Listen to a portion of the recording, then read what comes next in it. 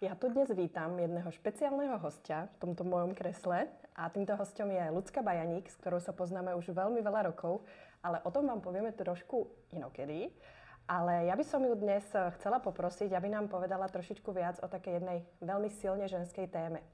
A tou témou je téma panvového dna. Pretože práve táto téma bude na mojej konferencii, ktorá bude v apríli a bude to konferencia s názvom Esencia ženy, kde budeme preberať práve rôzne ženské témy. A panvové dno má rozhodne miesto v tejto oblasti. Takže vítam ťa, Luci. Ahojte, ďakujem za pozvanie.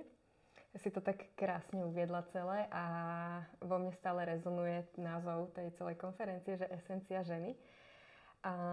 A súhlasím s tebou, že panvové dno má určite miesto v našich tých ženských témach.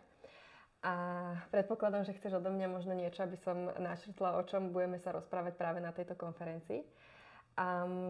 Ja by som iba začala možno tým, že prečo práve som sa rozhodla venovať panvovému dnu. Skúsenosti a 2 ťažké pôrody, niekoľko potratov. A vtedy som si povedala, že ma to niekam smeruje, alebo ma to chce niečo naučiť. Boli 2 spôsoby. Buď to úplne odignorujem, alebo naozaj sa toho chytím a využijem, čo ma moje telo chcelo naučiť. A ja som sa teda dala na štúdium panvového dna.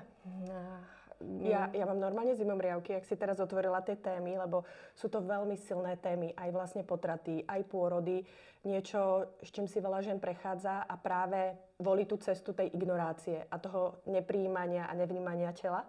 Takže pokračuj. Zimomriavky mám už aj ja. Ale ja som si našla školu panvového dna, metódu 3x3. A to je to, čo som si povedala, že to ja chcem, pretože ja nechcem zachádzať čisto do tém fyzioterapie. Ja si myslím, že tu máme skvelé fyzioterapeutky, ktoré sa práve venujú aj tomuto panvovému dnu. Metóda 3x3 rieši panvové dno na 3 úrovniach. A to je to emočné, energetické a fyzično. A tým, že už som povedala, že to fyzické, áno, mám prehľad, ale ponechávam to väčším odborníkom. Pre mňa je základ, alebo takéto, kam ja chcem smerovať, tá energia a tie emócie. Vlastne je to naše energetické telo a emócie, psychosomatika. Čiže ja som si v tom našla to svoje a krásne mi to zapadlo do toho, čím žijem, ako žijem, a to je tá moja yoga. Takže krásne to viem napojiť do tých aj meditácií, do cvičenia jogy, lebo my ženy častokrát si ideme v nejakých energiách, ako si už ty povedala, odpojené, nevnímame svoje potreby, samu seba vôbec, ako často za deň si uvedomíš, že mám panvové dno a možno by som sa s ním mohla spojiť.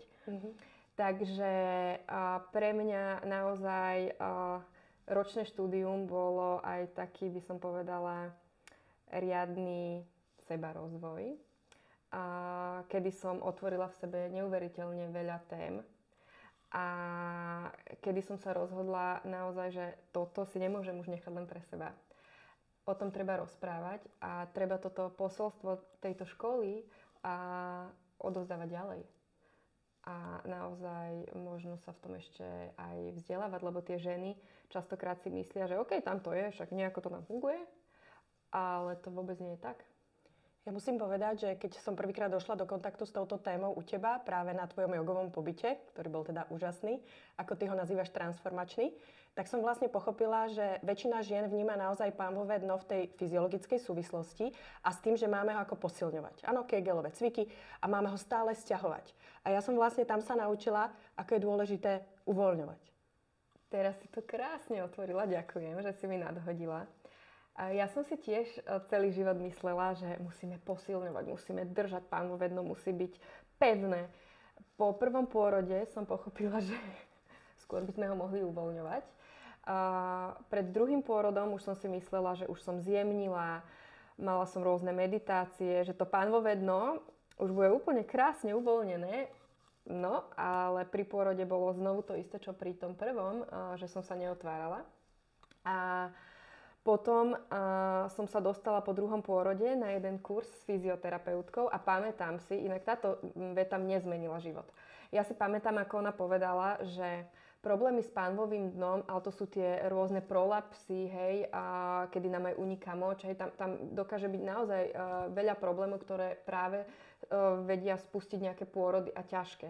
A fyzioterapeutka povedala, pokiaľ máte za sebou cisársky, ťažký pôrod niekoľkohodinový, potraty, tak to je predispozícia pre problémy s pánvovým dnom. A ja som si to teraz spočítala, že takže 3 z 3. Takže poďme niečo riešiť. A ja som vtedy pochopila, že nie je to o tom iba cvičiť. Ale je to o tom krásne ho navnímať a uvoľniť. A nie vždy to ide len tým dýchom a meditáciou, čo som si ja paradoxne myslela, že veď ja jogujem, bože, jemnosť, hej, spomalená už. Niekedy to tam naozaj chce aj práve zásah tej fyzioterapeutky. Hej, takže ono to všetko krásne zapadá a ešte poviem, nie je jeden instantný recept na každé jedno pánvové dno. Práve o tom to je, že keď si ho krásne navnímame a sa s ním spojíme, tak my ako krásna tá ženská bytosť vieme niekedy to samoliečenie naozaj spustiť, ale nemôžeme čakať, že za rok doženieme to, že sme 40 rokov to naše pánvové dno ignorovali. Ono podľa mňa je dôležité vedieť, že keď ženy začnú pracovať s tým pánvovým dnom a začnú ho uvoľňovať a pracovať aj na tej emočnej úrovni, tak častokrát sa otvárajú a vyplavujú rôzne traumy, bloky.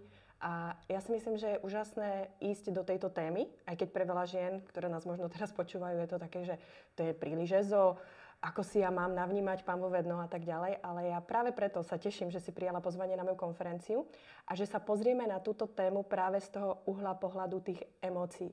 Takže povedz nám trošičku, o čom bude tá tvoja prednáška. Ja nechcem veľa prezrádzať, ale ty už si teraz naznačila, že pôjde aj o nejaké bloky, traumy. Aj si povedala, že to bude EZO. Ale ľudia sa toho strašne lakajú. Ja nemám rada toto škatulkovanie. Bude to vôbec najmä o tom, aby sme dokázali precítiť, že tam nejaké to pánvové dno máme. Hej? A nechcem, aby sa toho lakli ženy, ktoré napríklad už maternicu nemajú. Ona tam energeticky stále je. A ja len prezradím, že my sa na to pozrieme aj z pohľadu napríklad oblasti hrdla. Prečo štítna žľaza? Ako to súvisí s tým pánvovým dnom? Prečo haluxy? Prečo ploché nohy? Ako moje chodidlá súvisia s mojím pánvovým dnom? Čiže my si to tam naozaj pekne rozoberieme. Určite si dáme aj meditáciu a uvidíme, čo tam otvoríme v tej našej komnate.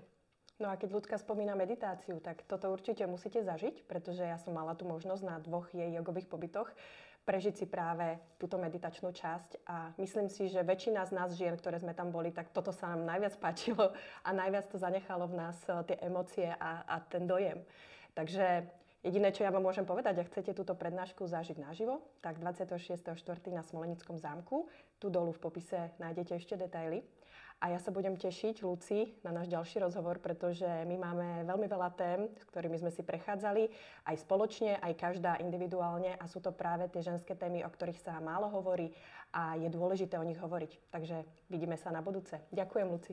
Ďakujem za pozvanie a teším sa na vás.